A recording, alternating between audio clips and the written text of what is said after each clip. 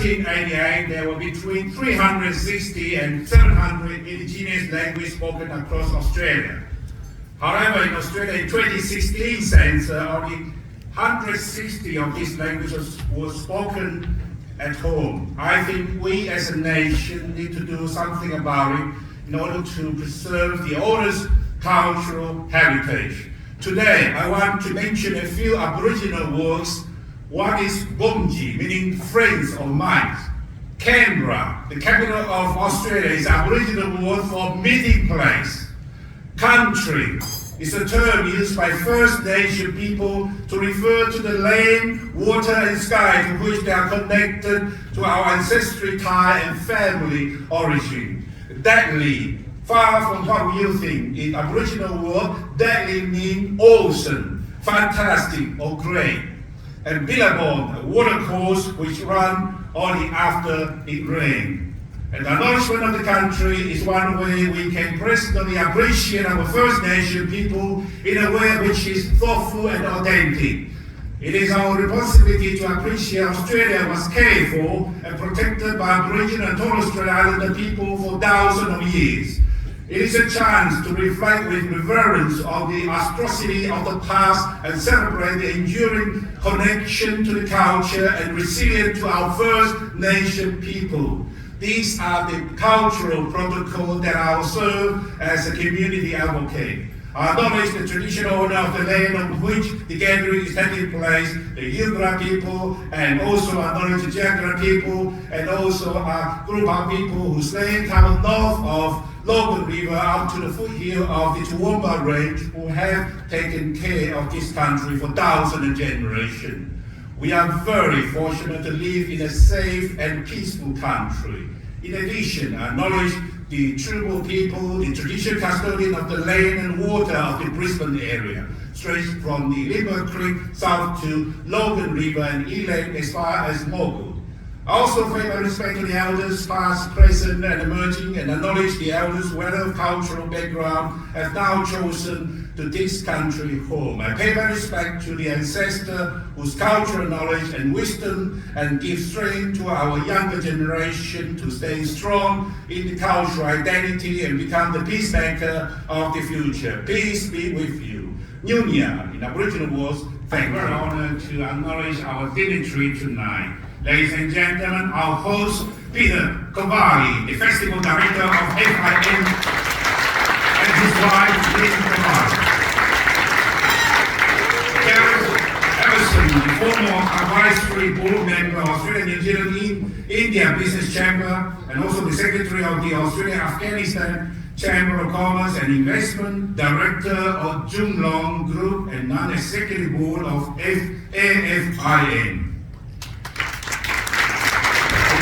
The Director of Junglong Management and Consultancy and the Strategic Advisor for Women Power and Leadership.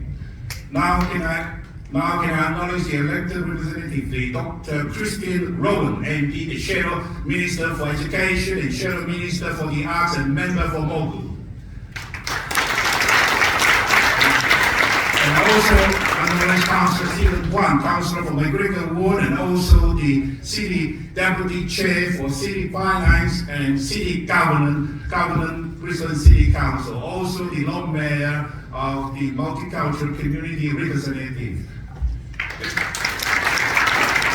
Also acknowledge Ms. Claudia Wittrington, the Head of the Council Service for the Federal Republic of Germany in Brisbane. And Sandra Nicholas, the Honorary Council for Malta in Southeast Queensland, and Haji Bay, the Head of Mission for the Council of the Republic of Korea in Brisbane. And also Louis Lee is my name, the Chairman of the Australian Chinese Heritage Movement Water Committee and the Sunwing RSL. And I acknowledge the auditing panel, the Steve Staru, the auditing panel, Neris Wooton, the auditing panel, and Nick Farr, the auditing panel too.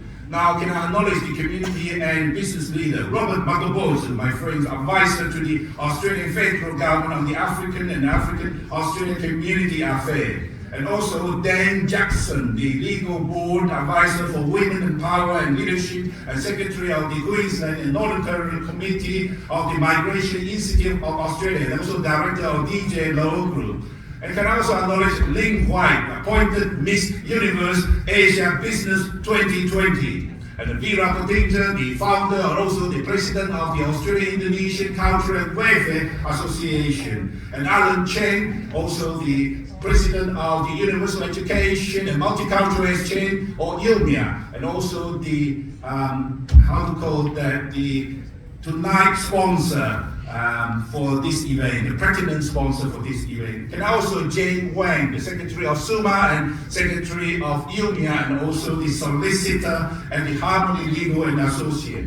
And can I also acknowledge DJ Melty, International DJ. And last, can I also acknowledge Najib Barazai, the Advisory Board of the member of the Australian Afghanistan Chamber of Commerce and Investment. Thank you very much.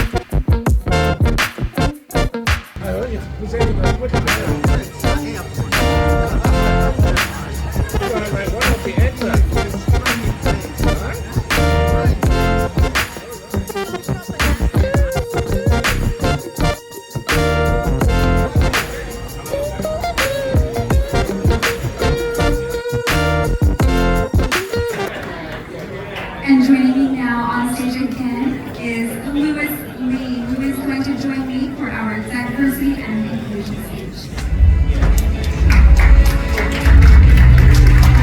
Thank you, Kate. You've done a marvelous job tonight.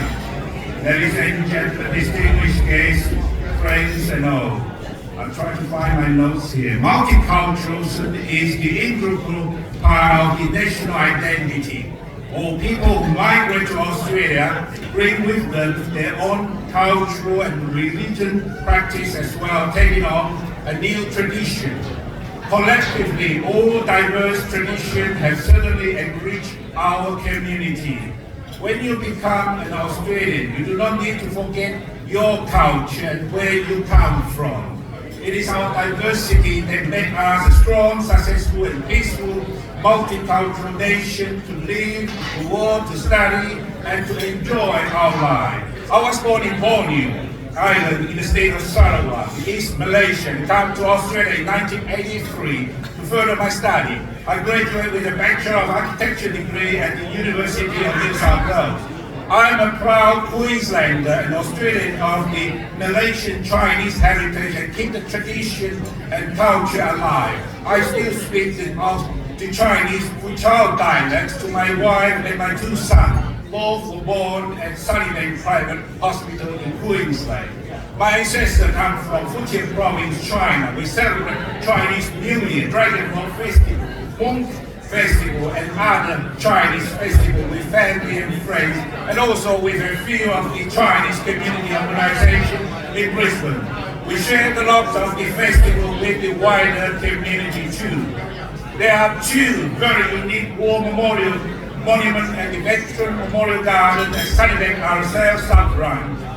One is the Chinese Australian War Memorial designed by Sarah Bachelor from the 45 Design Submission in the Design Competition in conjunction with Griffith University first year architectural student at the 2010. The other one is the Indian Australian War Memorial designed by Bianca Archer, chosen from 98 Design Submission in the Design Competition in 2016 in conjunction with Griffith University first year architectural student.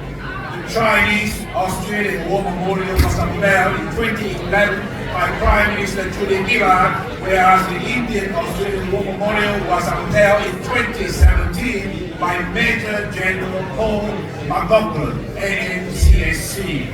These two are the first Chinese Australian War Memorial and Indian War Memorial constructed at the RSL compound in Australia.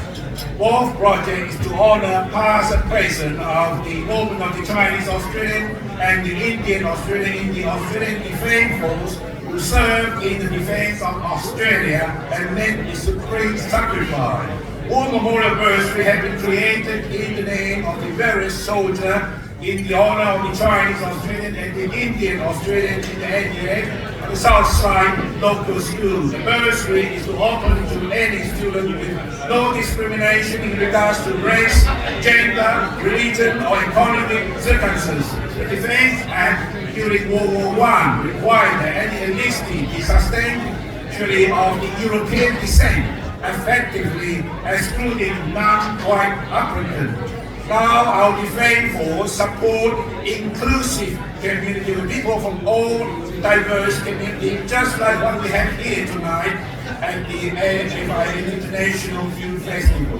In the beginning of the year, I was involved in the RSL Queensland photo shoot as part of the multimedia campaign in the lead up to the 2022 Anzac Day. In addition, I participated in the filming of the Australian value for the Department of Home Affairs and the Chinese Australian War Memorial and the Celebrate RSL. It is to produce a short film that focuses on different ways with members of the community commemorate Anzac Day.